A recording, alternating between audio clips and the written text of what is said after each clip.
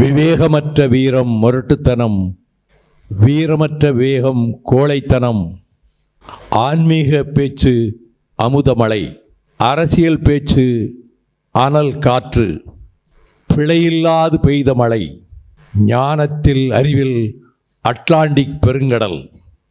தமிழ்நாடு பசும்பொன் உடைத்து என்ற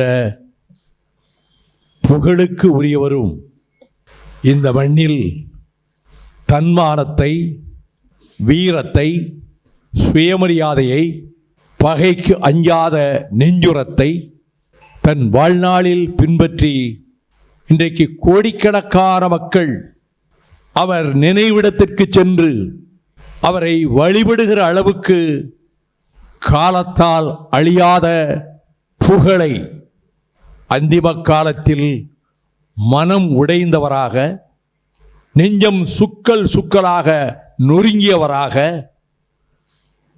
நான் 7 ஆண்டுகள் நாட்டின் விடுதலைக்காக சிறையில் இருந்தேன். ஆனால் நான் ஒரு கொலை குற்றவாளியாக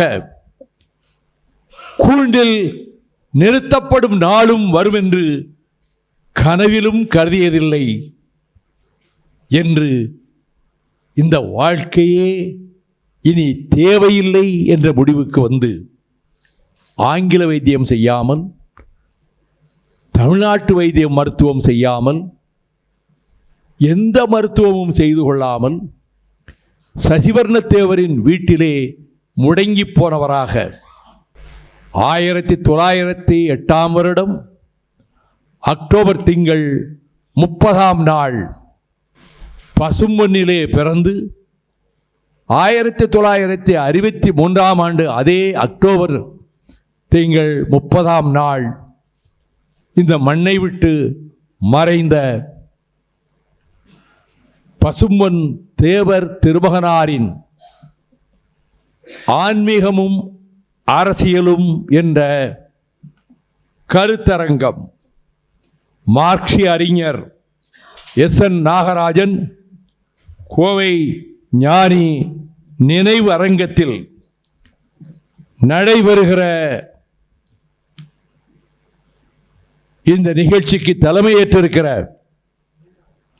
சோசலிச மைய தோழர் மருதுபாண்டியன் அவர்களே, வழக்கறிஞர் கதிர்வேல், தோழர் குமரவேல், இந்த மேடையிலே அமர்ந்திருக்கின்ற தோழர் சூர்யா சேவியர், தம்பி பசும்பொன் பாண்டியன், உரையாற்றிய மதியவன் இரும்பொறை மற்றும் உரையாற்ற காத்திருக்கிற சகோதரர்கள், அமர்ந்திருக்க எழிலாக அமைக்கப்பட்டிருக்கக்கூடிய மதுரை தமிழ்ச்சங்க கட்டிடத்தின் அரங்கத்தில் இந்த உரை கேட்க அமர்ந்திருக்கின்ற அன்பிற்குரியவர்களே,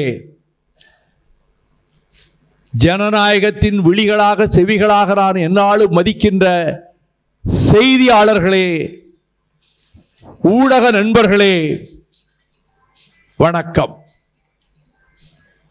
ஆதி முத்துராமலிங்க தேவரின் கொள்ளு பேரனாக, வெள்ளச்சாமி தேவரினுடைய பேரனாக, உக்கரபாண்டிய தேவரினுடைய புதல்வனாக உலவிய பசும்பொன் தேவர் திருமகனார் சின்னஞ்சிறு பிராயத்தில் பெற்ற தாயார் இந்திராணி அம்மையார் மறைந்த பிறகு அவருடைய சகோதரி மனோலட்சுமி மறைந்த பிறகு பாட்டி வீட்டுக்கு போகிறேன் என்று கல்லுப்பட்டிக்கு சென்று அங்கே பள்ளி கல்வியை ஏற்றிருந்த காலத்தில் ராமநாதபுரம் அரசர் அழைப்பின் பேரில் சென்று இந்த நகரிலே இருக்கக்கூடிய உயர்நிலை பள்ளியில் சேர்ந்து படி என்பதை ஏற்று அங்கே உயர்நிலை பள்ளியிலே படித்து ஆங்கிலத்தில் ஈடு சொல்ல முடியாத புலமையும் பெற்றிருந்த பசும்பொன் தேவர் திருமகனாரை நான் 11 வயது பிராயத்தில் அந்த மாபெரும் தலைவர் என் பாட்டனார் கட்டிய இல்லத்திற்கு சற்றும் எதிர்பாராத வகையில்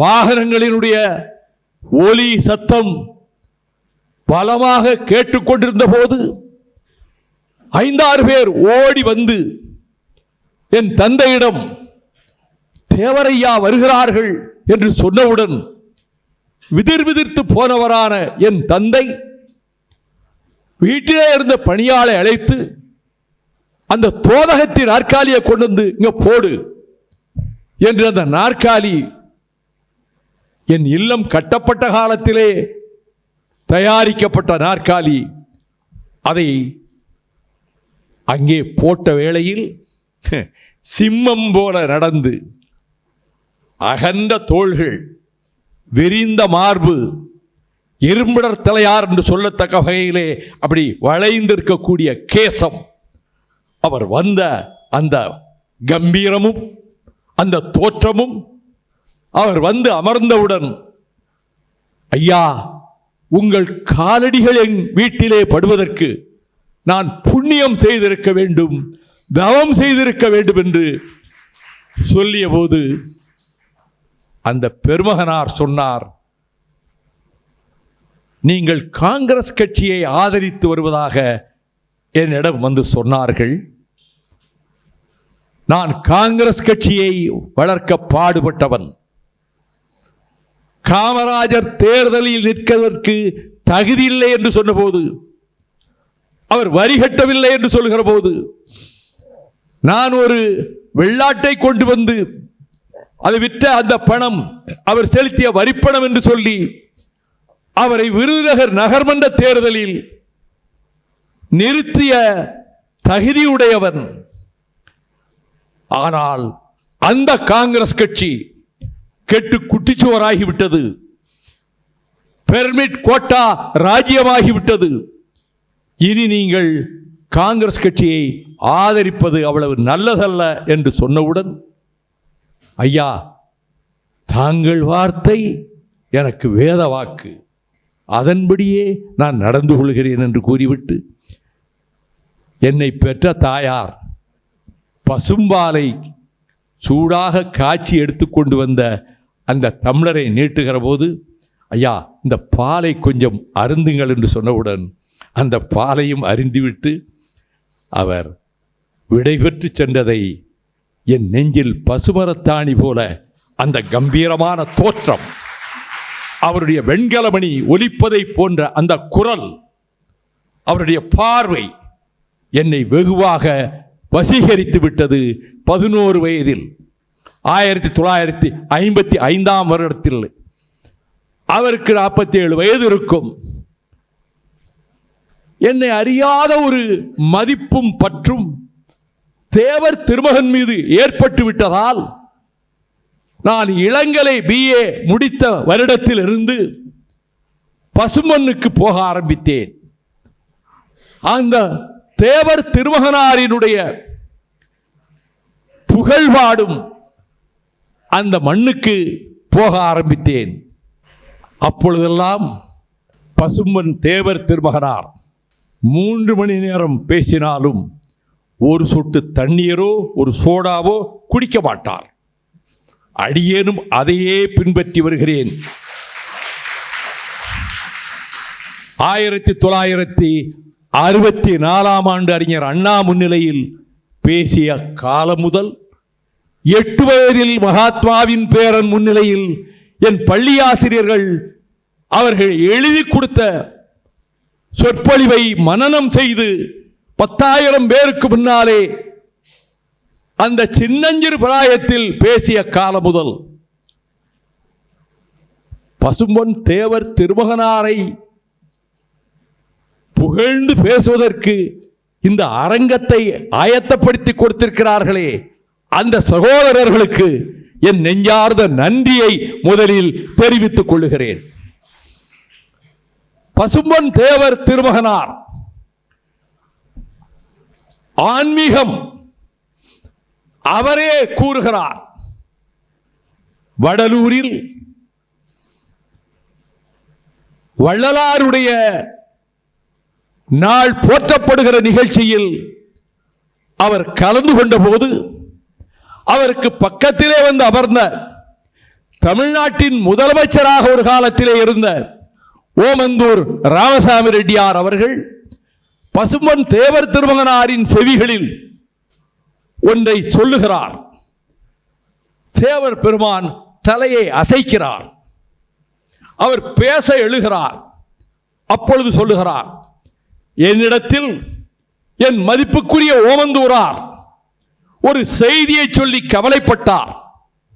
வடலூர் வள்ளலார் அருட்பெருஞ்சோதி தனிப்பெருங்கருணை ராமலிங்க அடிகளார் எழுதிய திருவருட்பாவில் 9 பாடல்கள் அச்சுக்கே வரவில்லை. அதை அவரது உறவினர்களில் ஒருவர் வைத்திருக்கிறார் ஓலை சுவடிகளாக. அச்சேற்றுவதற்காக அவரிடம் போய் கேட்டால் கொடுக்க மறுக்கிறார். அது வெளி உலகத்துக்கு தெரியாமலே போய்விட்டது என்று என்னிடத்திலே தன் சஞ்சலத்தை தெரிவித்தார்.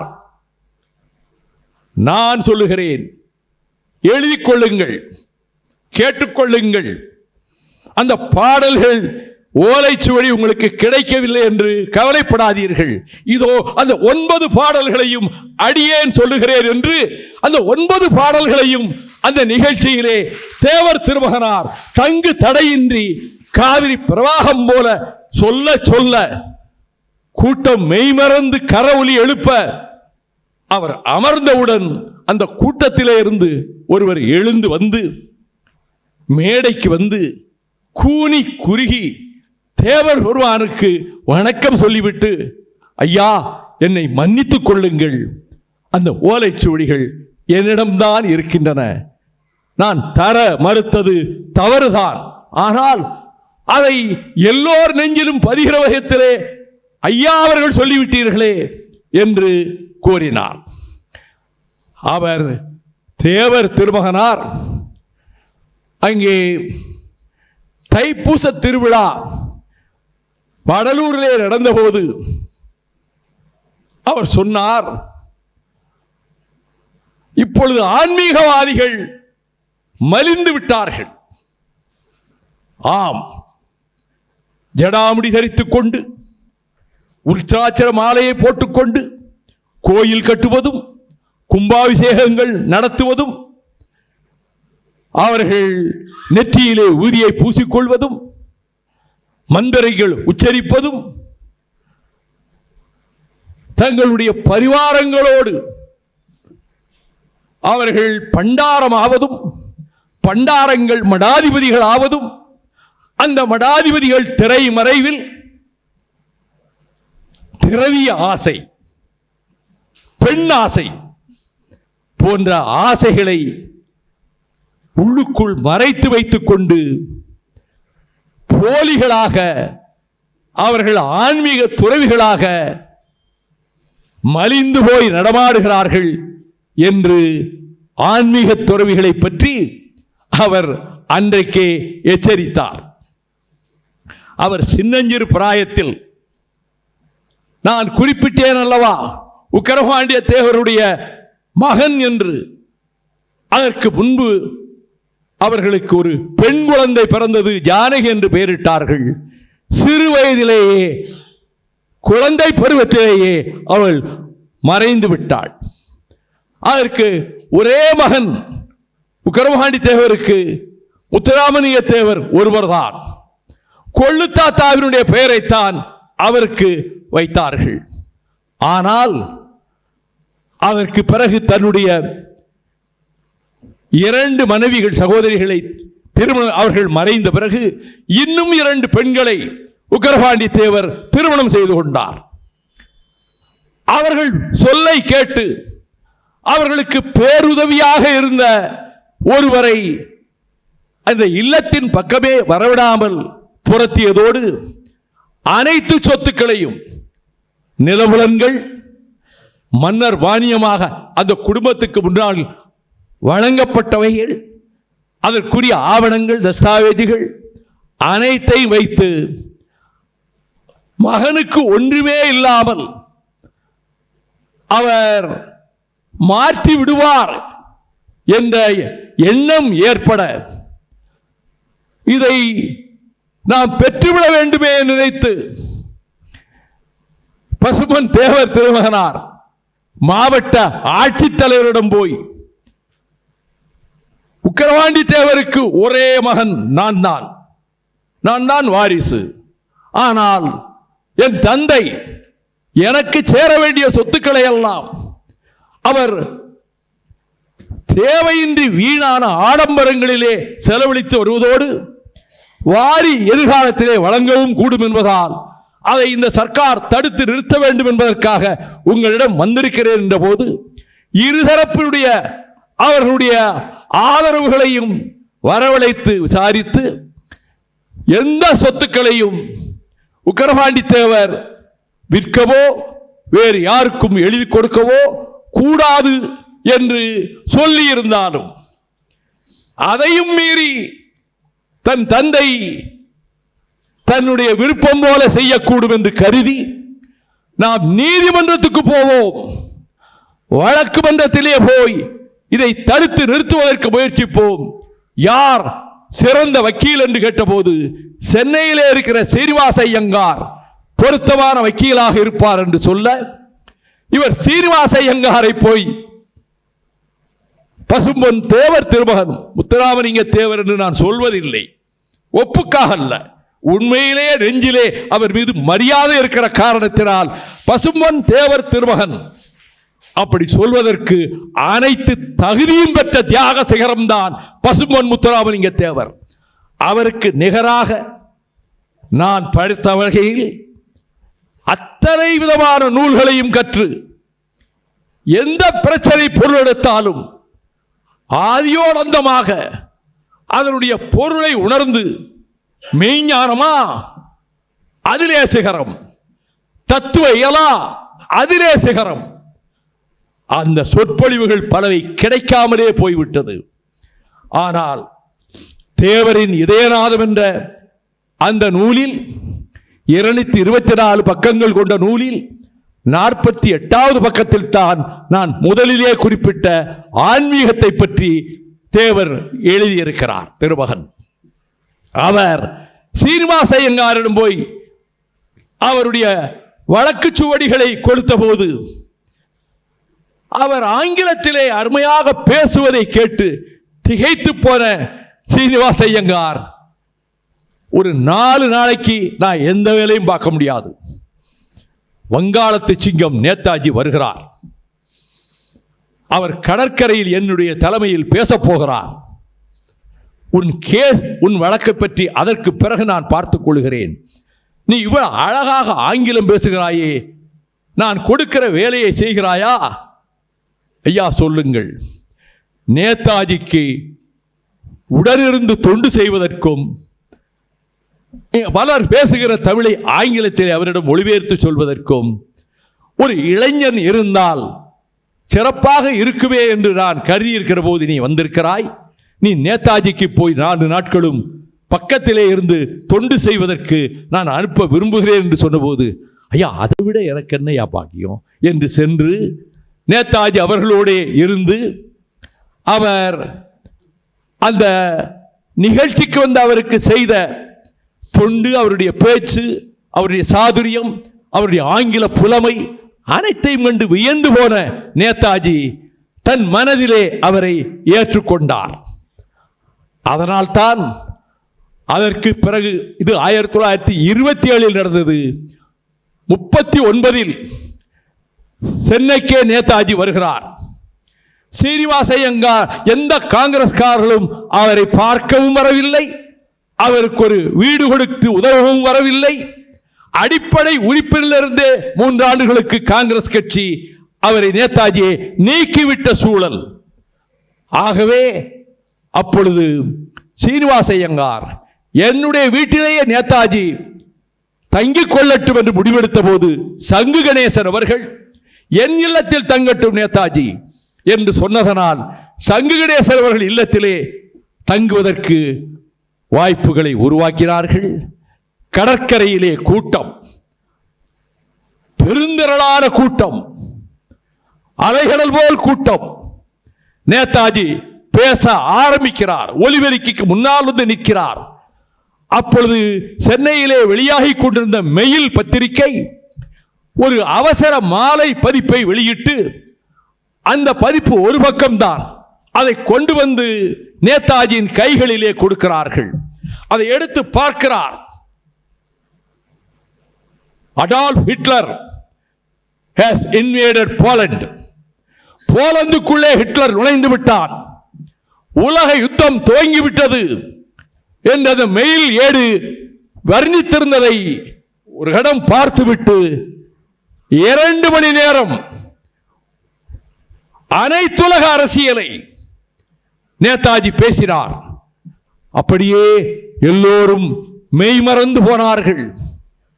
அந்த கூட்டத்தில் தான் அவர் அப்பொழுது உருவாக்கிய காங்கிரஸ் கட்சியில் 1939 வருட தொடக்கத்தில் ஹரிபுரா காங்கிரஸ் நடந்தபோது, அகில இந்திய காங்கிரஸ் கட்சிக்கு யார் தலைவர் என்ற தேர்தல் வந்தபோது, தென் மாநிலங்களைச் சேர்ந்த ஒருவரை நிறுத்தினால் அதிக ஓட்டுகள் கிடைக்கும் என்று காந்தியடிகள் விரும்பியவாறு பட்டாபி சீதாராமையாவை வேட்பாளராக அவர்கள் ஏற்கனவே தலைவர் பொறுப்பில் இருந்த நேதாஜிக்கு பதிலாக அவர் பெயரை அறிவித்த போது, நேதாஜி அவர்கள் நானும் இந்த தலைவர் தேர்தலுக்கு போட்டியிடுகிறேன் என்று சொன்னதனால், எந்த தென்னிந்திய மக்கள் அதிகமாக பட்டாபிக்கு ஓட்டு போடுவார்கள் என்று காந்தி நினைத்தாரோ அதற்கு மாறாக இங்க தென்னிந்திய மக்கள் நேதாஜிக்கு அதிகமாக வாக்களித்தார்கள். இந்த தமிழ்நாட்டிலே இருந்து பசுமன் தேவர் திருமகனார், பெருந்தலைவர் தியாகச்சூடர் காமராஜர் நேதாஜிக்கு வாக்களித்தார்கள்.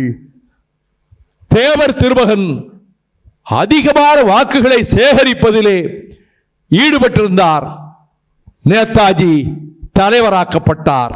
ஆனால் அவர் தலைவர் என்று அறிவிக்கப்பட்ட 48 மணி நேரத்திற்குள் காங்கிரஸ் காரிய கமிட்டியிலே இருந்த 14 பேரில் 12 பேர், சர்தார் வல்லபாய் பட்டேல், அபுல் கலாம் ஆசாத், பாபு ராஜேந்திர பிரசாத், கிருபளானி, அவர் வரிசையாக 12 பேர் நாங்கள் காரிய கமிட்டியிலே இருந்து ராஜினாமா செய்கிறோம் என்று ராஜினாமா செய்த போது, அதற்கு பிறகு சர்தார் வல்லபாய் பட்டேல் ஒரு அறிக்கை விட்டார்.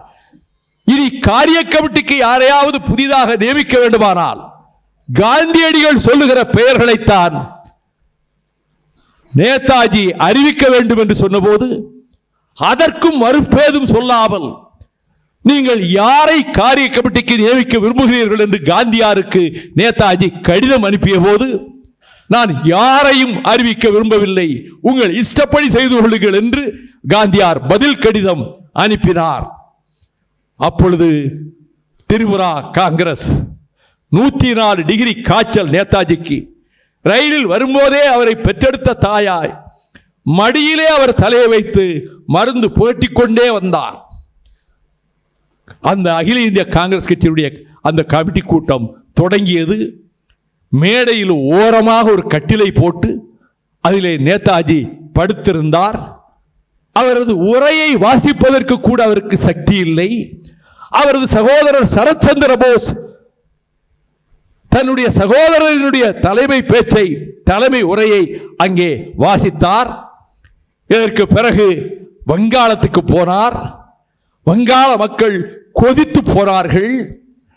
அவர்கள் நேதாஜி மீது பற்றும் வாஞ்சையும் கொண்டிருந்த அந்த சூழ்நிலையில் அவர் வங்காளத்தினுடைய அந்த மாநிலத்தினுடைய காங்கிரஸ் கட்சி தலைவர் என்ற பதவியும் இருந்த காரணத்தால் சில கோரிக்கைகளை அறிக்கையாக வெளியிட்டதை ஏற்றுக்கொள்ளாத காங்கிரஸ் கட்சியின் அந்த தலைவர்கள், இவர் அதிக பிரசங்கித்தனமாக இதையெல்லாம் அறிவிக்கிறார். எனவே காங்கிரஸ் கட்சியின் அடிப்படை உறுப்பினர் பொறுப்பிலே இருந்து நேதாஜியை நீக்குகிறோம் என்று அவர்கள் அறிவித்தார்கள். அப்பொழுது என்ன செய்தார்? முற்போக்கு எண்ணம் கொண்ட காங்கிரஸ் தோழர்களை தன்னோடு இணைத்துக் கொண்ட அவர் காங்கிரஸ் கட்சியிலேயே ஒரு ஃபார்வர்ட் பிளாக், ஒரு முன்னேற்ற பிரிவு, முன்னேற்ற அணி என்றவர் தொடங்கி அதனுடைய அறிவிப்புக்கு பிறகுதான் சென்னைக்கு வருகிறார். உலக யுத்தம் தொடங்கிவிட்டது. உரையை முடித்துக்கொண்டு இனி அடுத்து என்ன செய்வது என்று நினைக்கிற போது எதிர்பாராத விதமாக சபர்மதியிலே அகில இந்திய காங்கிரஸ் கமிட்டியின் காரிய கமிட்டி கூட்டம் நடக்கிறது. நீங்கள் அதிலே வந்து கலந்து கொள்ள வேண்டும் என்று மகாத்மா காந்தி நேதாஜிக்கு ஒரு தாக்கீது அனுப்பியிருந்தார்.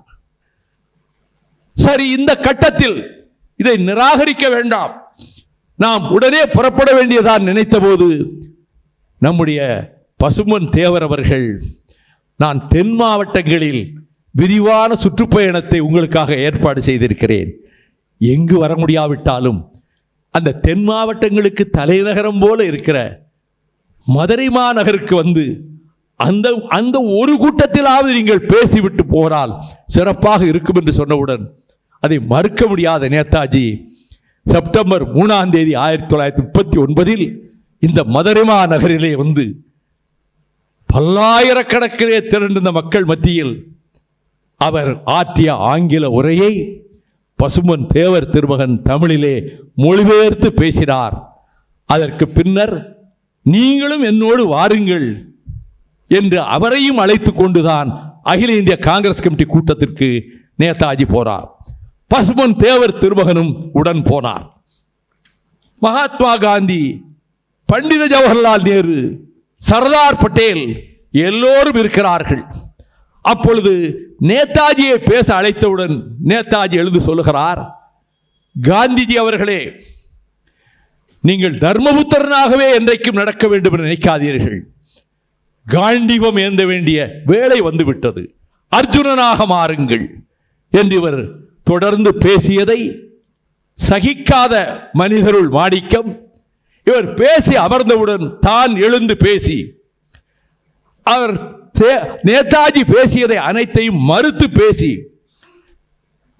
பேசியதோடு மட்டுமல்ல, பக்கத்தில் நின்று பேசுகிறார். பக்கத்திலே உட்கார்ந்து இருக்கிற நேதாஜியினுடைய தோளை பிடித்து ஒரு கையால் உலுக்கி யூ என்று சொல்லுகிறார். நேதாஜி ஒன்றும் பதிலே சொல்லவில்லை, பொறுமையாக இருந்தார். அவர் நேரு அவர்கள் பேசி முடித்தவுடன் மகாத்மா காந்தியை பார்த்து, நீங்கள் தயார்படுத்தி இருக்கக்கூடிய உங்கள் தலைமைச் சீடர் எப்படி என்னிடம் நடந்து கொண்டார் என்பதை பார்த்தீர்கள் அல்லவா? இனி எனக்கு இங்கு வேலை இல்லை, நான் வெளியேறுகிறேன் என்று வெளியே போய்விட்டார். அந்த நேதாஜியினுடைய வாழ்க்கையில் 1944 செப்டம்பர் 22ஆம் நாள் அவர் ஏற்கனவே சுதந்திர இந்தியாவினுடைய அரசு என்பதை அவர் நிர்மாணித்து அதில் செய்ய வேண்டிய பிரகடனத்தை ஒரு நாள் இரவு முழுக்க பென்சிலால் எழுதி, அந்த ஒரிஜினல் உடைய அசல் நான் படித்திருக்கிறேன். ஒரு இடத்திலே கூட ஒரு அடித்தல் திருத்தல் கிடையாது. ஒரு 7-8 பக்கம் எழுதியிருக்கிறார், பொடி எழுத்துக்களால், பென்சிலால். அதைத்தான் பிரகடனமாக சொல்லுகிறார், அமைக்கப்பட்ட சுதந்திர இந்தியாவினுடைய பிரகடனம் என்று. ஆனால் புகைப்பிடிக்கிற பழக்கத்தை விட முடியாததால் அதையும் நான் சொல்லிவிடுகிறேன். பக்கத்திலே ஏராளமான சிகரெட்டு துண்டுகள், அவர் இரவெல்லாம் புகைப்பிடித்த துண்டுகள் கீழே கிடக்கின்றன. அப்பொழுது அந்த பேச்சில் சொல்லுகிறார், 44 செப்டம்பர் 22, இது நாடாளுமன்றத்தில் மாநிலங்களவையில் அதற்கு சில நாட்களுக்கு முன்பு நடைபெற்ற ஒரு நிகழ்ச்சி என் மனதை மிகவும் புண்படுத்திவிட்ட காரணத்தால், ஏனெனில் நேதாஜியுடைய மகள் இந்தியாவுக்கு வந்து குடியரசுத் தலைவர் ஞானி ஜெயில் சிங் அவர்களுடைய விருந்தினராக அந்த சகோதரியும் அவரது கணவரும் குடியரசுத் தலைவர் மாளிகையிலே விருந்தினர்களாக இருந்தார்கள். ஜனவரி 26 குடியரசு திருநாள் அணிவகுப்பு ஊர்வலம் விஜய் சவுக்கிலே நடக்கிறது. இந்திய ராணுவம் பீடு நடை போட்டு வருகிறது. பிரதமர் உட்கார்ந்திருக்கக்கூடிய ராஜீவ்காந்தி உட்கார்ந்திருக்கக்கூடிய வரிசைக்கு அடுத்த வரிசையில் பின்னால் நேதாஜியின் மகள் உட்கார்ந்திருக்கிறார். திரும்பி பார்த்த Rajiv Gandhi, are you the grand daughter of Netaji என்று கொஞ்சம் குத்தலாக கேட்கிறார். மனம் உடைந்து போன நேதாஜி மகள் அனிதா போஸ், எல்லாம் முடிந்தவுடன் நிருபர்கள் எல்லோரும் ஓடி வந்து பிரதமர் உங்களிடம் என்ன பேசினார் என்று கேட்டார்கள். அந்த சகோதரி சொன்னாள், என் தந்தையாருடைய பெருமையை புகழை இன்னும் கூட சகித்து கொள்ள முடியவில்லை இந்தியாவில் இருக்கக்கூடிய தலைவர்களால் என்பதை காட்டிவிட்டார். நான் அந்த வீட்டில் இருந்திருக்கிறேன், இந்திரா காந்தி அம்மையார் இருக்கிற போது இருந்திருக்கிறேன். நான் நேதாஜியின் மகள் என்பது நன்றாக அவருக்கு தெரியும். ஆனால் என்னை புண்படுத்துகிற விதத்தில் இந்த கேள்வியை என்னை நோக்கி வீசினார் என்று அவர் பிரஸ்ல பத்திரிகை நிருபர்களிடம் பதில் சொன்னார். இதற்கு பிறகு நாடாளுமன்றம் கூடுகிறது. விபி சிங் அவர் அவை தலைவராக அமர்ந்திருக்கிறார். லீடர் ஆஃப் த ஹவுஸ் என்னை பேச அழைக்கிறார்கள். நான் பேச எழுந்தேன். ஒரு 10 நிமிடங்கள் வேறு விஷயங்களை பேசிவிட்டு அப்பொழுது நடைபெற்ற அந்த சம்பவத்தை குறிப்பிட்டு நேதாஜியின் மகளிடம் ஏளனமாகவும் ஏகடியமாகவும் இந்த நாட்டின் தலைமை அமைச்சர் எப்படி கேட்கலாம்? பண்டித ஜவஹர்லால் நேரு தியாகம் செய்திருக்கிறார், நாட்டுக்காக உழைத்திருக்கிறார், சிறைச்சாலையிலே வாடியிருக்கிறார். ஆனால் அவர் செய்த தியாகத்தை விட இந்த நாடு அவருக்கு மகுடம் சூட்டி இருக்கிறது, அவருக்கு வெகுமதி தந்திருக்கிறது. He was rewarded more than what he sacrificed. ஆனால் என்னுடைய தந்தை நாட்டின் விடுதலைக்காக போராடிய போது எப்படிப்பட்ட வார்த்தைகளை சொல்லி, O Mahatma, father of the nation, bless me, என்னை ஆசீர்வதியுங்கள். போர்க்களத்திலே நிற்கிறேன், கொடும் பகைவர்கள் ஏராளமாக சூழ்ந்திருக்கிற இடத்திலே இருந்து உங்களிடம் வேண்டுகிறேன், என்னை ஆசீர்வதியுங்கள் என்று காந்தியாரை நோக்கி கேட்டுவிட்டு சொல்லுகிறார். இப்பொழுது தேவையெல்லாம் புரட்சிகரமான இளைஞர்கள், புரட்சிகரமான வீராங்கனைகள் தங்கள் மேனியிலே இருந்து எதிரிகள் வீசிய ஆயுதத்தால் வழிந்தோடுகிற இரத்தத்தால் அந்த எதிரிகளையே திணறடிக்கிற அளவுக்கு, மூழ்கடிக்கிற அளவுக்கு ரத்தம் செய்ய தயாராக இருக்க வேண்டும். We need revolutionaries. புரட்சி வீரர்கள், புரட்சி வீராங்கனைகள் அவர்கள்தான் வேண்டும். அதற்கு நீங்கள் உயிரை கொடுப்பதற்கும் சித்தமாக இருக்க வேண்டும் என்று சொன்னவுடன் நாங்கள் தயார், நாங்கள் தயார் என்று அந்த திரண்டிருந்த கூட்டத்திலே அனைவரும் குரல் எழுப்பினார்கள். இந்த குரலை வைத்து நான் முடிவெடுக்க முடியாது. ஒவ்வொருவரும் எழுந்து முன்னால் வந்து நான் மரணத்தை சந்திப்பதற்கும் தயாராக இருக்கிறேன், ரத்தம் சிந்துவதற்கும் தயாராக இருக்கிறேன் என்று சபதம் எடுத்துக்கொண்டு இங்கே இருக்கக்கூடிய இந்த காகிதத்தில் தங்கள் விரலை கிழித்து ரத்தத்தால் கையெழுத்திட வேண்டும். பக்கத்தில் சாட்சியாக இந்த நேதாஜி நிற்பான் என்று அவர் பேச, அப்படியே நாங்கள் செய்கிறோம் என்று ரத்தத்தில் கையெழுத்திட்டு அவர்கள் அனைவருமே சத்திய பிரமாணம் செய்தார்கள்.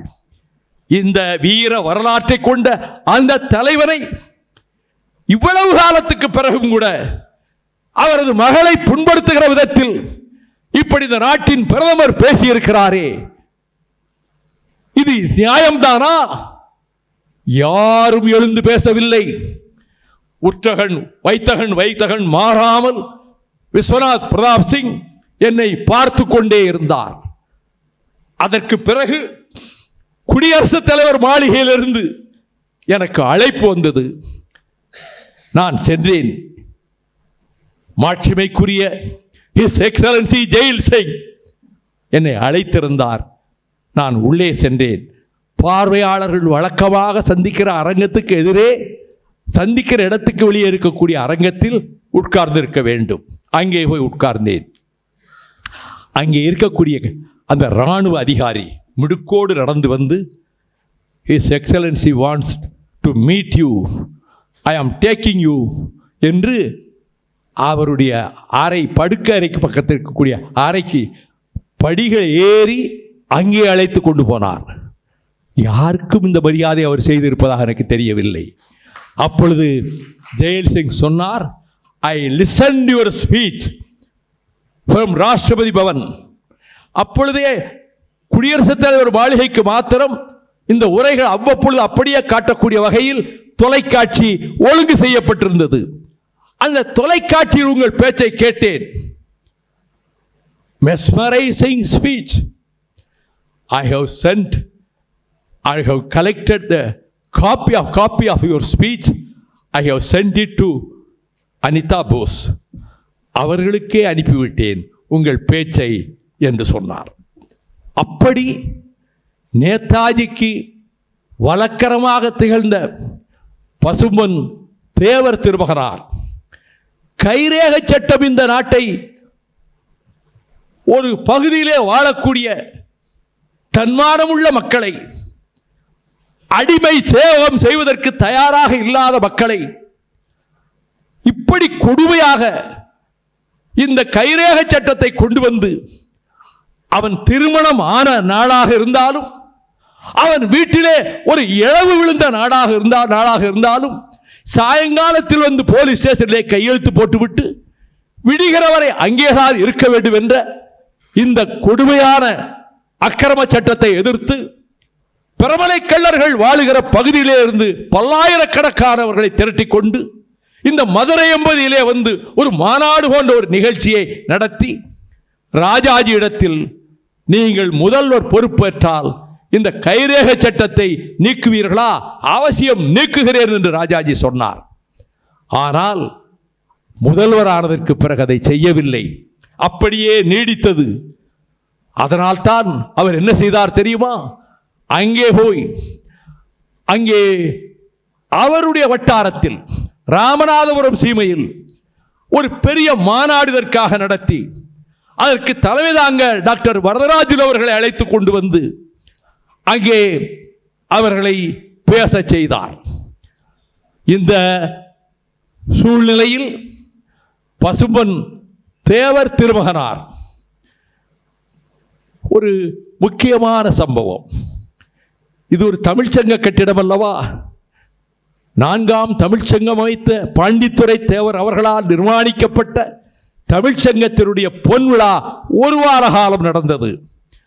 அதில் 2ஆம் நாள் ஒரு பள்ளி ஆசிரியரின் மகள் மணிமேகலை என்கின்ற 10 வயது சிறுமி தந்தையார் தயாரித்து கொடுத்த உரையை எழுதி படிக்காமல் அற்புதமாக பேசி அனைவரையும் திகைக்க வைத்தார்.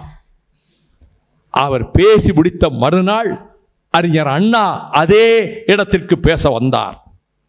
அவர் முதல் நாள் இந்த மணிமேகலை எனும் சிறுமி இவ்வளவு அனைவரையும் கவர்கின்ற வகையில் பேசியிருக்கிறாரே என்று சிலாகித்து விட்டு, இது இன்னொரு காலமாக இருந்தால் திருஞான சம்பந்தருக்கு தெய்வீக அருள் கிடைத்ததைப் போல இந்த சிறுமிக்கும் கிடைத்து விட்டது என்று சொல்லியிருப்பார்கள். இவ்வளவுதான் சொன்னார் அண்ணா. மறுநாள் தேவர் திருமகன் அங்கே பேச வருகிறார். அண்ணா பேசியதை அவரால் ஏற்றுக்கொள்ள முடியவில்லை. உடனே கடுமையான சொற்களை பிரயோகித்து அறிஞர் அண்ணா அவர்களை விமர்சித்தார். இந்த தென் மாவட்டங்களில் இது பயங்கரமான பிரச்சனையாக பேசப்பட்டு விட்டது.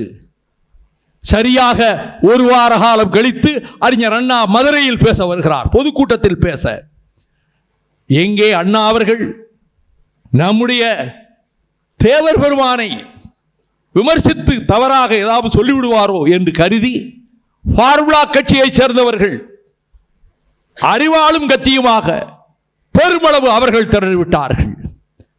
ஒருவேளை அறிஞர் அண்ணா கூட்டத்தில் அவர்கள் கலவரம் செய்யக்கூடும் என்று கருதி திராவிட முன்னேற்ற கழகத்தைச் சேர்ந்த வீரர்கள் அவர்களும் ஆயுதபாணிகளாக அவர்களும் வந்து குவிந்து விட்டார்கள். அண்ணா பேச ஆரம்பித்தார். 1 மணி நேரம் பேசினார். சுற்றி வளைத்தோ மறைமுகமாக கூடியோ தேவர் பெருமான் கூறியதை பற்றி, அந்த நிகழ்ச்சியை பற்றி ஒரு சொல்லும் சொல்லாமல் 1 மணி நேரம் உரையாற்றிவிட்டு சென்று விட்டார். இதை மறக்கவே இல்லை தேவர் திருமகன். 1957 ஆண்டு செப்டம்பர் 10ஆம் நாள் தேவேந்திர குல மக்களுக்கும் மறவர் குலத்தினருக்கும் பெரும் மோதல் வந்துவிடுமோ என்ற சூழலில் மாவட்ட கலெக்டர் பணிக்கர் முதுகுளத்தூர் தாசில்தார் அலுவலகத்தில் ஒரு சமாதான கூட்டம் போட்டார். அந்த கூட்டத்தில் பசும்பொன் தேவர் திருமகனும் பங்கெடுத்து தன் பங்குக்கு வாதங்களை வைத்துக் கொண்டிருந்தார். அப்பொழுது அதை மறுத்து ஒருவர் பேசிக்கொண்டே வந்தார். இவர் சொல்லுகிற வாதங்களுக்கெல்லாம் மறுப்பாக ஒருவர் சொல்லிக் கொண்டு வந்தார். அப்பொழுதும் பொறுமை இழக்காமல் தேவர் திருமகன் சொன்னார், நான் அந்த தேவேந்திர குல மக்களுக்கு பெரும் மரியாதை வைத்திருக்கிறேன். எனது 32வது வயதில் அந்த சமூகத்தைச் சேர்ந்த ஒரு சகோதரன் வீட்டிற்கு போய் நான் சாப்பிட்டு மகிழ்ச்சியோடு வந்தேன். தனி தொகுதிகளில் அவர்கள்தான் போட்டியிட வேண்டும் என்கிற போது அத்தனை தொகுதியிலும் தேவேந்திரர்களையே நான் வேட்பாளர்களாக போட்டேன் என்று பேசுகிறார். நான் என் நிலங்களில் ஒரு சில பகுதிகளை அவர்களே உழுது விவசாயம் செய்து கொள்ளட்டும் என்று அவர்களுக்காக ஏற்பாடு செய்தவன் நான் என்று தன்னுடைய மனதில் வெறுப்பும் இல்லை பகையும் இல்லை என்று இதைத்தான் அவர் பேசினார். அதற்கு பிறகு அவர் சொன்ன ஒரு வாதத்தை அதே சகோதரன் எழுந்து மறுத்து பேச, தேவர் அதை மறித்து பேச, அதை மறுத்து அவர் பேச, இந்த வாக்குவாதம் ஒரு கிட்டத்தட்ட 7-8 நிமிஷம் நடந்து கொண்டிருந்ததை ஜன்னல்கள் வழியாக எல்லோரும் பார்த்து கொண்டிருக்கிறார்கள். மறவர் குல மக்களும் பார்த்து கொண்டிருக்கிறார்கள். இது 10ஆம் தேதி நடக்கிறது செப்டம்பர். இப்பொழுது 11ஆம் தேதி இரவில் அந்த சகோதரன் வெட்டி படுகொலை செய்யப்பட்டு விட்டார். 1957 செப்டம்பர் 11 28ஆம் தேதி மதுரையிலே காங்கிரஸ் சீர்திருத்த கட்சி என்று காங்கிரஸை விட்டு ஒரு பகுதியினர் பிரிந்து சென்று தனி கட்சி ஆரம்பித்தார்கள். அந்த கட்சியின் மாநாடு மதுரையில் நடக்கிறது. அந்த மாநாட்டில் செப்டம்பர் 28ஆம் தேதி 17 நாள் கழித்து கிட்டத்தட்ட 2 மணி நேரம் உரையாற்றிய பசும்பொன் தேவர் திருமகனார் இரவு 10 மணி ஆகிவிட்டது. அலுப்பாக இருக்கிறது. 2-3 நாட்களாக நான் ஓய்வெடுக்கவே இல்லை. நேராக நான் தொடங்கிய நேதாஜி பத்திரிகை 1949 நேதாஜி பிறந்த நாளாகிய ஜனவரி 23 அவர் தொடங்கிய பத்திரிகை. அந்த அலுவலகத்துக்கு, நேதாஜி பத்திரிகை அலுவலகத்துக்கு போய் ஓய்வெடுக்க போகிறேன் என்று சொல்லுகிறார். 1/2 மணி நேரம் கழிந்தது. இரவு 10:30 மணி ஆயிற்று. ஒரு 10-20 போலீஸ் வேன்கள் அவர் போகிற வாகனத்தை சுற்றி வளைத்து கொண்டன. போலீசார் வந்தார்கள். உங்களை கைது செய்கிறோம் என்றார்கள். அவர் ஒன்றும் எந்த வார்த்தையும் சொல்லவில்லை. கைது செய்து கொண்டு போனார்கள். எனக்கு என்ன ஞாபகம் என்றால், இந்த மதுரையிலே வைத்துத்தான் என்னை வேலூர் சிறைக்கு ரிமாண்ட் செய்தார்கள் ராத்திரி 2 மணிக்கு. அதே வேலூர் சிறைக்குத்தான் தேவர் திருமகனை கொண்டு போய் அடைத்தார்கள். அங்கிருந்து பிறகு சென்னை சிறைக்கு மாற்றினார்கள். பிறகு வழக்கு புதுக்கோட்டை நீதிமன்றத்திலே நடக்கிறது என்பதற்காக புதுக்கோட்டை சிறைக்கு அவரை மாற்றினார்கள். வழக்கு நடைபெறுகிறது. 1959 வழக்கு நடக்கிறது. முதல் குற்றவாளியாக பசும்பொன் தேவர் திருமகன் அந்த நீதிமன்றத்துக்குள்ளே அழைத்து வரப்படுகிறார். உள்ளே நுழைகிறார். என்ன ஆச்சரியம்! அந்த நீதிபதி நாற்காலியை விட்டு எழுந்து நின்று கொண்டு பணியாளனை அழைத்து ஒரு நாற்காலியை தூக்கி அங்கே போடு என்று சொல்லிவிட்டு ஐயா, அந்த நாற்காலியில் நீங்கள் அமருங்கள் என்று சொல்லுகிறார். நாற்காலியிலே தேவர் திருமகன் அமர்கிறார். நண்பகல் இடைவேளைக்கு அறிவிப்பு வருகிறது. எல்லா வழக்கறிஞர்களும் உணவருந்த போய்விட்டார்கள். உட்கார்ந்தது சிலை போல அங்கேயே உட்கார்ந்திருக்கிறார். சாப்பிடவும் இல்லை, ஒரு மடக்கு தண்ணீர் குடிக்கவும் இல்லை. சாயங்காலம் 4:30 மணிக்கு கோர்ட் ஒத்திவைக்கிற வரையிலும் அப்படியே உட்கார்ந்திருக்கிறார். ஒவ்வொரு நாளும் இதுதான் நடக்கிறது. அதற்கு பிறகு 59 ஜனவரி 7ஆம் தேதி நீதிபதி அனந்த நாராயணன் தீர்ப்பை வாசிக்கிறார். Muthuramalinga Thevar accused number 1 is acquitted, honorably acquitted.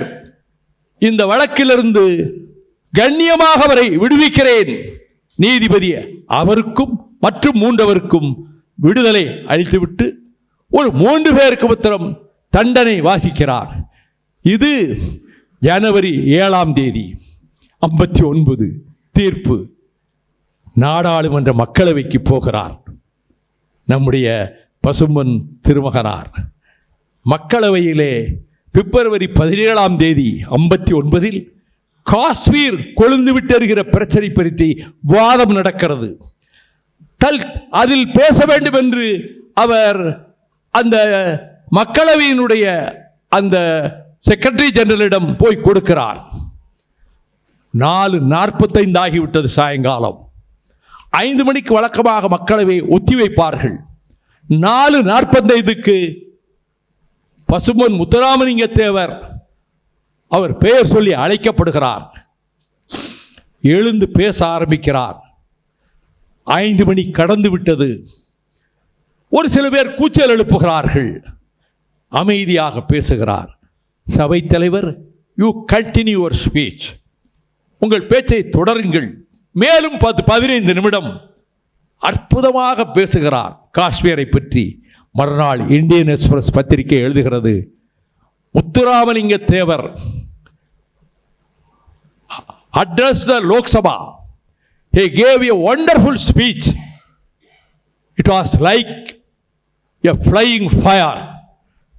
அப்படியே பறந்து வருகிற நெருப்பை போல் அந்த பேச்சு இருந்தது என்று இந்தியன் எக்ஸ்பிரஸ் பாராட்டி எழுதுகிறது. ஆனால் அவரை பொறுத்தமட்டில் அவர் ஆன்மீகவாதிகள், நான் முதலில் குறிப்பிட்டதைப் போல அவர் போலி ஆன்மீகவாதிகள் நடமாடுவதை சொன்ன அவர்தான் திருக்குறளை பற்றி 3 மணி நேரம் பேசுகிறார்.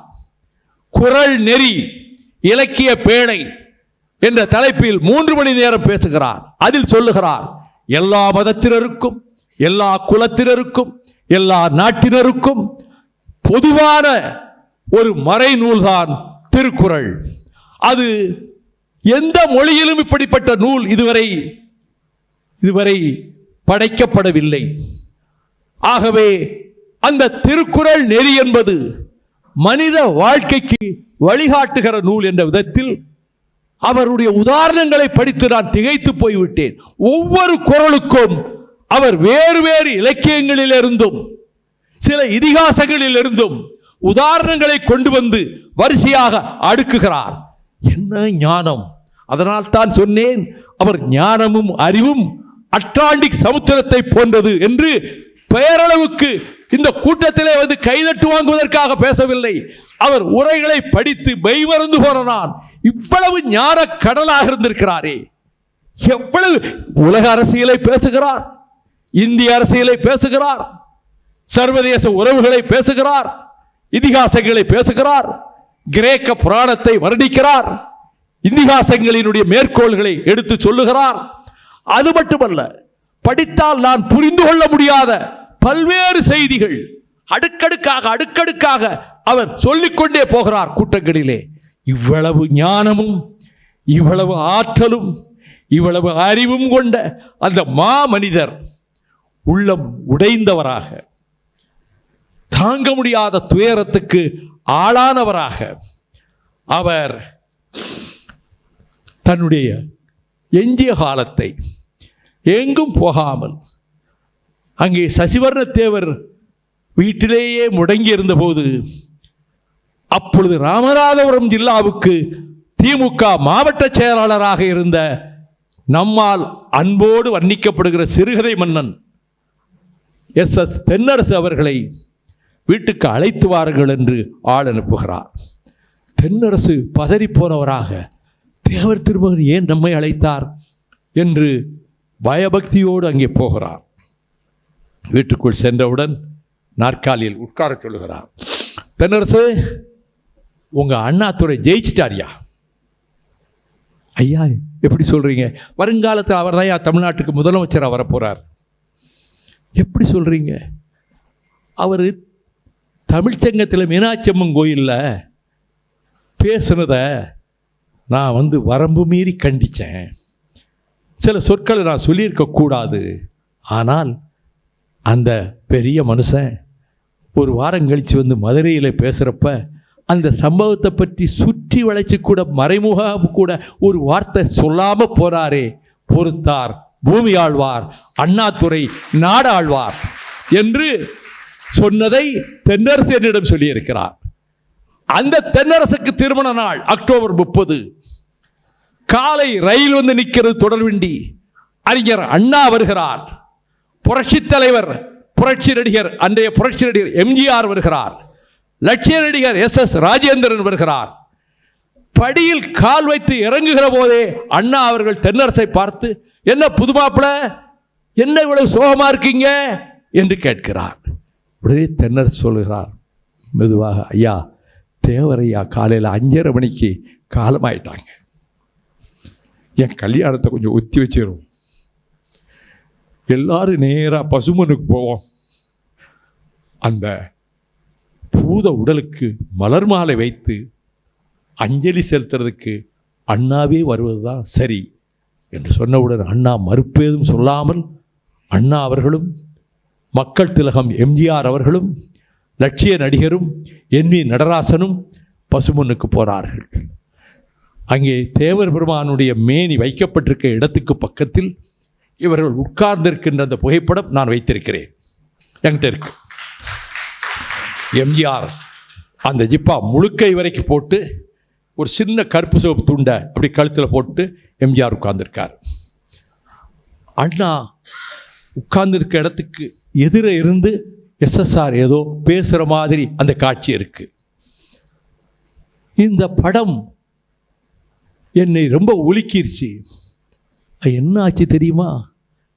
அந்த பசும்பொன்னுக்கு மட்டுமல்ல, தமிழகம் பூராவிலும் இருக்கக்கூடிய முக்குளத்தோர் மக்கள் அவர்கள் மனதில் ஆழமாக பதிந்து விட்டது இந்த சம்பவம். அண்ணா ஆற்றிய இரங்கல் உரை, அந்த ஈமச் சடங்கு நடக்கிற போது நடத்துகிற ஏற்றிய இரங்கல் உரையும் அவரே அதில் கலந்து கொண்டதும் ஒட்டுமொத்த ஃபார்முலாக்கை மட்டுமல்ல, ஒட்டுமொத்த முக்குளத்தோர் சமுதாயத்தை 99.99% திராவிட முன்னேற்ற கழகத்தின் ஆதரவாளர்களாக மாற்றி 67 தேர்தல் வெற்றிக்கு காரணங்களில் ஒன்றாக இது அமைந்து விட்டது. அப்படிப்பட்ட அந்த நிகழ்ச்சியை பற்றி சொன்ன தேவர் திருமகன் மனதிலே கவலை கொண்டவராகவே எவ்வளவு ஆனந்தமாக அவர் மேடைகளில் பேசிக் கொண்டிருந்திருப்பார். எவ்வளவு மகிழ்ச்சியோடு நாடாளுமன்றத்திற்கும் சட்டமன்றத்துக்கும் அவர் போட்டியிட்டு ஓட்டு கேட்காமலே 2லும் ஜெயித்த வரலாறு அவருக்கு மட்டும் உண்டு. காயிதே மில்லத் கண்ணியத்துக்குரிய இஸ்மாயில் சாஹிப்புக்கும் உண்டு. மஞ்சேரி தொகுதிக்கு 3 தடவை போட்டியிட்டு ஒரு தடவை கூட அந்த தொகுதியிலே போய் ஓட்டு கேட்காமல், மேடையில் பேசாமல் 3 தடவையும் அபரிமிதமான ஓட்டுகளில் ஜெயித்தவர் காயிதே மில்லத். அதே போலத்தான் தேவர் திருமகன் நாடாளுமன்ற தொகுதியிலும் சட்டமன்ற தொகுதியிலும் போட்டியிட்டு ஒருமுறை சட்டமன்ற உறுப்பினர் பதவியை ராஜினாமா செய்தார், ஒருமுறை நாடாளுமன்ற உறுப்பினர் பதவியை ராஜினாமா செய்தார். அவர் நாடாளுமன்றத்தில் ஆற்றிய உரைகளில் இன்னும் எத்தனை உரைகளை அவர் ஆற்றியிருக்க முடியும்? சிறையில் அடைக்கப்பட்டு, குற்றவாளியாக கூண்டில் நிறுத்தப்பட்டு, உள்ளம் உடைந்து வெதும்பி போனவராக அவருக்கு பொது வாழ்வும் கசந்து விட்டது, உயிர் வாழ்வும் கசந்து விட்டது. அதனால் தான் வைத்தியமே எதுவும் செய்து கொள்ளவில்லை. அப்படி சஞ்சலம் அடைந்தவராகவே இருந்து மறைந்து போனார். எனக்கு அந்த சின்னஞ்சிறு பிராயத்தில் அந்த கம்பீரமான அந்த தோற்றத்தையும் அவருடைய குரலையும் கேட்ட எனக்கு அவர் வசந்தவராமல், நான் ஜெயிலில் இருக்கிற வருடங்கள் தவிர ஒரு 5.5 வருடம் ஜெயிலில் இருந்திருக்கிறேன். அந்த 5 வருடங்களை தவிர அக்டோபர் மாதத்தில் 30ஆம் தேதி பசுமண்ணுக்கு போவது என்னுடைய கடமை என்று கருதி கொண்டுதான் வருடந்தோறும் போகிறேன். ஒரு வருடம் 92ஆம் வருடம், நான் 91ஆம் வருடம் நான் போகிற போது இங்கேயே பெருமழை பிடித்து கொண்டது. மழை வெள்ளமாக புரள்கிறது. அங்கே பசுமண்ணுக்கு போக முடியாது. இடையிலே ஒரு காட்டாறு பொங்கி போகிக் கொண்டிருக்கிறது. அதை தாண்டி போக முடியாது. என்ன செய்வதென்று திகைத்து கொண்டிருந்த போது அண்ணன் காதர் பாட்சா வெள்ளச்சாமி சுற்று வழியிலே வந்து என் கூட வாங்க தம்பி என்று அழைத்து கொண்டு அதே சுற்று வழியிலே அழைத்து கொண்டு போய் பசுமண்ணுக்கு போய் அங்கே வணக்கம் செலுத்திவிட்டு வழக்கம் போல கமுதியில் அமைந்திருக்கக்கூடிய தேவர் சிலைக்கு முன்னால் என்னை பேசுவதற்கு அழைத்து கொண்டு போனார். அதற்கு முந்தைய வருடம் நானும் என் ஆருயிர் சகோதரன் பாடல்களை அப்படியே சொல்லுவதில், சங்கத்தமிழ் பாடல்களை, திருமுருகாற்றுப்படையை ஒரு வரி விடாமல், கையில் ஒரு குறிப்பு தாள் இல்லாமல் பேசுகிற ஆற்றல் என் வீர சகோதரன் காளிமுத்துவுக்கு இருந்ததே தவிர அவருக்கு நிகரான பேச்சாளன் எவரும் கிடையாது, நானும் கிடையாது. அந்த நினைவு ஆற்றல் அது எப்படித்தான் அது கங்கை வெள்ளமென காவிரி வெள்ளமென காளிமுத்துவனுடைய நாவிலே நடமாடும் என்று நானே திகைத்து போயிருக்கிறேன். அவரும் கட்டபொம்மன் வம்சாவளியாகிய கே சுப்பு அவர்களும், அப்பொழுது திமுக மாவட்ட செயலாளராக இருந்த சிவகங்கைக்கு இருந்த அண்ணன் தாவண்ணா கிருஷ்ணனும் அதற்கு முந்தைய வருடம் அங்கே போய் பசும்பொன்னிலே வீர வணக்கம் செலுத்திவிட்டு கமுதியிலே கூட்டம் பேசிவிட்டு வழக்கம் போல அண்ணன் காதர் பாட்சா வெள்ளச்சாமி வீட்டுக்குத்தான் கூட்டம் முடிந்த பிறகு இரவு சாப்பாடு. எனக்கு என்ன சுவையை பிடிக்கும் என்று அண்ணன் காதர் பாட்சாவுக்கு தெரியும். எங்கள் ஊர் கண்மாய் கெளுத்தி மீன்களை என் தாயார் சமைத்து கொடுப்பதை நான் சொல்ல கேட்டிருக்கிறார். ஆகவே எனக்காகவே அவர் கெளுத்தி மீன்களை பிரத்யேகமாக வரவழைத்து குழம்பும் வைத்து கெளுத்தி மீன்களுக்கு வருத்தும் செய்து பிறகு ஆட்டுக்கறியும் கோழிக்கறியும் போட்டு எங்கள் 4 பேரையும் உட்கார வைத்து சாப்பிட வைத்தார். அது 91, 92 தான் இந்த வெள்ளம். 93 வழக்கம் போல் அக்டோபர் 30 பசுமண்ணுக்கு போவதற்கு அண்ணன் சுப தங்கவேலன் அவர்களிடம் நான் வழக்கம் போல பசுமண்ணுக்கு வருகிறேன் என்று கூறி அதற்கு நீங்களும் உடனிருந்து எனக்கு ஏற்பாடு செய்யுங்கள் என்று சொல்லி இருக்க, அதுவரை இல்லாத அதிசயமாக திமுக தலைவரே பசுமண்ணுக்கு வருகிறார். என்னையா கோபாலசாமி வரானா? நான் வாரேன். அவரே வருகிறார் என்றவுடன் என் பெயர் சுவரொட்டிகளிலே அச்சடிக்கப்படவில்லை. அதற்கு பிறகு என்ன நடந்தது என்றெல்லாம் சொல்ல விரும்பவில்லை. ஆனால் இங்கே இருந்து 300 கார்கள் என்னோடு வர பசும்பொன்னுக்கு 93 அக்டோபர் 30 சென்றோம். 300 கார் இருக்கும். எங்கிருந்தா வந்தாங்களோ, லட்சமா ஏப்ரல் 16 எழுச்சி பேரணிக்கு எப்படி 94 வந்தாங்களோ அதே போல 93 அக்டோபர் 30 பசுமண்ணுக்கு வந்தார்கள். இவ்வளவு கூட்டத்தை ஒரு இடத்திலே ஒன்றாக சேர்த்து ஒரு 15 நிமிடம் பேச வேண்டுமே என்று நான் நினைத்த போது காலம் சென்ற நினைவிலே வாழ்கிற வில்லித்தேவர், அவர் தகப்பனாரை ஒருவன் கொலை செய்து விட்டான் என்று 18 வயது ஆனவுடன் அதே நபரை வெட்டி படுகொலை செய்துவிட்டு ஆயுள் தண்டனை பெற்று ஜெயிலில் இருந்து மீண்டு வந்தவர் வில்லித்தேவர். அவர் அவருடைய நிலத்திலே ஒரு சின்ன பந்தலை போட்டு மேடையை போட்டு எங்களை பேச வைத்தார். ஆஹா, எவ்வளவு பெரிய கூட்டம்! அதில் பேசிவிட்டு மனதில் இவ்வளவு லட்சம் பேர் வந்திருக்காங்களே நினைத்து கொண்டு வந்தேன். இடி விழுந்தது என் தலையில். இந்த மதுரைமா நகரிலே இருந்து வந்த 3 வீர தம்பிகள், கண்மணிகள், அந்த 3 பேரும் பசுமண்ணுக்கு வந்து திரும்பும்போது விபத்திலே சிக்கி இறந்து போனார்கள். அந்த செய்தி கேள்விப்பட்டு நான் துடிதுடித்து போனேன். பிறகு இங்கே வந்தோம். அந்த 3 பேருடைய வீடுகளுக்கும் சென்று அவர் உடல்களை எடுத்துக்கொண்டு போய் தத்தரேரி சுடுகாட்டிலே தகனம் செய்கின்ற வரையிலும் நான் போன அந்த நாளும் எனக்கு ஞாபகம் வருகிறது. அதற்கு பிறகு 2002 அக்டோபர் 30 சிறையில் இருக்கிறேன். என் சகோதரர் பூமிநாதனும் வீர இளவரசனும் எல்லோரும் சிறையில் இருக்கிறோம். அக்டோபர் அங்கே பசுமனுக்கு போக முடியாது. அதற்கு பிறகு ஒரு அக்டோபர் 30 வருகிறது. அப்பொழுதும் நான் சிறையில் இருக்கிறேன். ஒரு வழக்கிலே கைது செய்யப்பட்டு அப்படி சிறையில் இருக்கும்போது வீர இளவரசன் என்னை பார்க்க ஜெயிலுக்கு வந்தார்.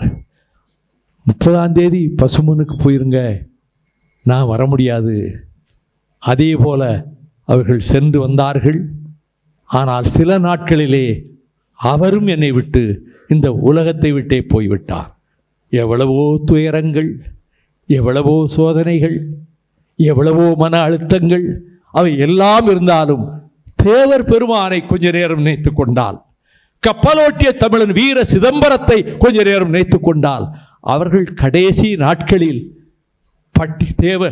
கப்பலோட்டிய தமிழன் வெள்ளித்தட்டிலே சாப்பிட்ட அந்த செல்வந்தர் பெருமகன் தொழிலாளர் தோழர்களுக்காக அத்தனை பேர் வேலை நிறுத்தம் செய்தபோது அவர்களுக்கு உணவு வழங்க பல லட்சக்கணக்கான பணங்களை செலவழித்த அந்த குபேரனை போல வாழ்ந்தவர் கடைசியில் கண்ணனூர் சிறையிலிருந்து கீழே தரையிலே படுத்திருந்த போது நடுராத்திரியில் அந்த ஜெயில் டாக்டர், அவன் சூப்பரண்டுக்கு அடுத்த பொசிஷனில் இருக்கிறவன், மிஸ்டர் பிள்ளை மிஸ்டர் பிள்ளை என்றவுடன் தூக்கம் கலைந்து எழுந்து, வாட் டு யூ வாண்ட், உனக்கு என்ன வேணும் என்று சிதம்பரம் பிள்ளை கேட்டார். டு யூ நோ மிஸ்டர் ஆஸ்துரையை உனக்கு தெரியுமா? அந்த பாவிதானே என்னை இந்த சிறைக்கு அனுப்பியவன் என்று சிதம்பரம் பிள்ளை பதில் சொன்னார். அந்த ஆஸ்துரையை ஒருவன் மணியாச்சி ஜங்ஷனிலே சுட்டு கொன்றுவிட்டு தானும் தற்கொலை செய்து கொண்டு விட்டான் என்ற செய்தி எங்களுக்கு வந்திருக்கிறது என்று அவன் சொன்னான். உடனே சிதம்பரம் பிள்ளை, நல்லதே நவின்றாய், நல்ல சொல்ல இல்லை எனக்கு சொல்லிட்டேன். அவனுக்கு அளவு கடந்த கோபம். இந்த வருஷம் உனக்கு மாடரேஷன் கிடையாது, தண்டனை குறைப்பு கிடையாது. ஐ டோன்ட் கேர், நீ என்ன குறைச்சாலும் சரி குறைக்காவிட்டாலும் சரி. இதை தன் சுயசரிதை கவிதையிலே சிதம்பரம் பிள்ளை அப்படியே எழுதியிருக்கிறார். அவர் சிறையை விட்டு வெளியே வந்தார். நாதி கிடையாது, ஒரே ஒரு உருவம், தொழு நோயாளியாக மாறிப்போன உருவம்.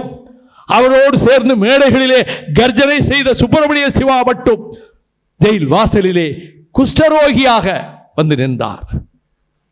சிதம்பரம் என்று கட்டி தழுவிக்கொண்டார். தழுவதற்கு அவர் யோசித்தார், தனக்கு குஷ்டரோகம் இருக்கிறது என்று. கட்டி தழுவிக்கொண்டார் சிதம்பரம் பிள்ளை. சென்னையிலே போய் அரிசி கடை வைத்தார், படு நஷ்டம் நடத்த முடியவில்லை.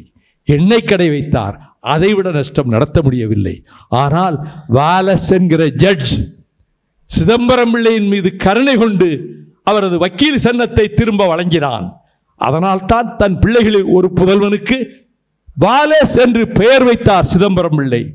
கோவில்பட்டியில் ஜட்கா வண்டிக்கு காசு இல்லாமல், புது கோட்டு கருப்பு கோட்டு தைப்பதற்கு வசதி இல்லாமல், கிழிந்து போன கோட்டை ஊசியால் நூலை தைத்து அதை போட்டுக்கொண்டு கோர்ட்டுக்கு போவதும் வருவதுமாக இருந்த அவர், எனக்கு ஒரு கடன் இருக்கிறது, எனக்கு பின்னால் அந்த கடனை அடைக்க வேண்டும், எனக்கு இத்தனை சென்று நிலம் இருக்கிறது, அதை விற்றாவது அடைத்து விடுங்கள் என்று உயில் எழுதி வைத்துவிட்டு கடைசி காலத்தில் யாரும் அவரை தேடவில்லை, சாப்பாட்டுக்கே வழி இல்லை.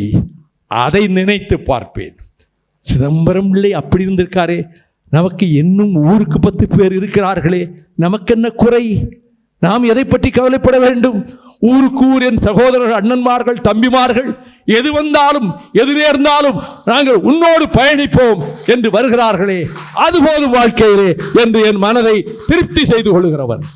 நான் கூட்டங்களிலே பேசுவதற்கு ஒரு பொருள் என்றால் அந்த பொருளின் எல்லை தாண்டி எங்கும் போக மாட்டேன். பசும்பொன் தேவர் திருமகனாரின் ஆன்மீகமும் அரசியலும், அரசியல் வாழ்வில் அவர் சாதித்ததை விட அவருக்கு கிடைத்த தண்டனைகள் அதிகம். ஆன்மீகத்தில் கரை புரண்டு ஓடுகிற அவ்வளவு ஞானத்தை பெற்றிருந்த அவர் ஆன்மீகத்தை பற்றி சொல்லும் போதும் எல்லா மதங்களும் ஒவ்வொரு வெவ்வேறு இடங்களிலே இருந்து உதயமாகி அவைகள் பாதைகளிலே பயணித்து கடைசியில் மகா சமுத்திரத்திலே போய் ஒன்றாக சேருவதைப் போல எந்த மதமாக இருந்தாலும் சரி எல்லா மதங்களும் ஒரு எல்லைக்குத்தான் வந்து சேருகின்றன. ஆண்டவன் ஒருவனே என்று தேவர் திருமகன் முழங்கினார். அதைத்தான் அண்ணா அவர்கள் ஒன்றே குலம் ஒருவனே தேவன் என்று அவர் குறிப்பிட்டார். பசுமன் தேவர் திருமகன் சொல்லுகிறார், ஈவே பெரியார் ஈவே ராமசாமியை போல நான் காங்கிரஸ் கட்சியை விட்டு விலகிவிட்டேன் என்று சிலர் எழுதுகிறார்கள். ஈவே ராமசாமியை போல நான் வெளியேறவில்லை, பெர்மிட் கோட்டா இதிலிருந்து விலகி இருக்கிறேன் என்று சொன்னது மட்டுமல்ல, 52 பொது தேர்தலில் ஒரே மேடையில் அறிஞர் அண்ணாவும் தந்தை பெரியாரும் ஒரே மேடையில் காங்கிரஸை எதிர்த்து பேசினார்கள். இந்த வரலாறு எத்தனை பேருக்கு தெரியும்? தேவர் திருமகன் தெய்வத்தை வணங்குபவர், பக்தி உள்ளவர். அவர் கடவுளை கும்பிடுகிறவன் முட்டாள் என்று சொல்லுகிறவர். யார்? பெரியார். 2 பேர் ஒரே மேடையில் பேசுகிற அளவுக்கு ஒரு மனப்பக்குவம் 2 பேருக்கும் இருந்திருக்கிறது. நான் பெரியார் வழியில் வந்தவன், அண்ணா வழியில் வந்தவன். அந்த பெரியார் அண்ணா உலவிய பூமியில் இந்த சனாதனிகள், இந்த இந்துத்துவா சக்திகள் பாரதிய ஜனதா கட்சி என்ற முகமூடி போட்டுக்கொண்டு உள்ளே பிரவேசிக்க நினைக்கிறார்களே, இது திராவிட இயக்க வீரர்கள் ரத்தம் சிந்திய பூமி, கண்ணீர் சிந்திய பூமி, வியர்வை சிந்திய பூமி, உயிர்களை தத்தம் செய்த பூமி. அப்படிப்பட்ட தமிழ்நாடு இங்கே உள்ளே பிரவேசிப்பதற்கு எங்களை பொறுத்தமட்டில் அனுமதிக்க மாட்டோம். எனக்கு என்ன கிடைக்கும்? எனக்கு என்ன பதவி கிடைக்கும்? எத்தனை பேருக்கு எம்எல்ஏ பதவி என்று கணக்கு போடுகிற இடத்திலே வைகோ இல்லை. எடுத்த முடிவில் உறுதியாக இருக்கிறேன். திராவிட இயக்கத்தை பாதுகாப்பதற்கு 82வது பிராயத்தில் நான் இருக்கிறேன். 64 அண்ணா முன்னிலையில் திமுக கழக மாணவரணியிலே இணைந்த நான் 28 தடவை சிறைக்கு சென்றிருக்கிறேன். 5.5 வருடம் சிறைவாசம் அனுபவித்திருக்கிறேன். ஆனால் சல்லி காசு என் வாழ்க்கையில் நான் சம்பாதித்ததில்லை, என் கரங்கள் கரைபட்டதில்லை. தேவர் திருமகன் பெயரை உச்சரிப்பதற்கு முழு தகுதியுடையவர் இந்த வைகோ என்பதை மீண்டும் ஒருமுறை சொல்லிவிட்டு பசுமன் தேவர் திருமகனார் புகழ் வாழ்க வாழ்க நீடு வாழ்க என சொல்லி விடைபெறுகிறேன். நன்றி, வணக்கம்.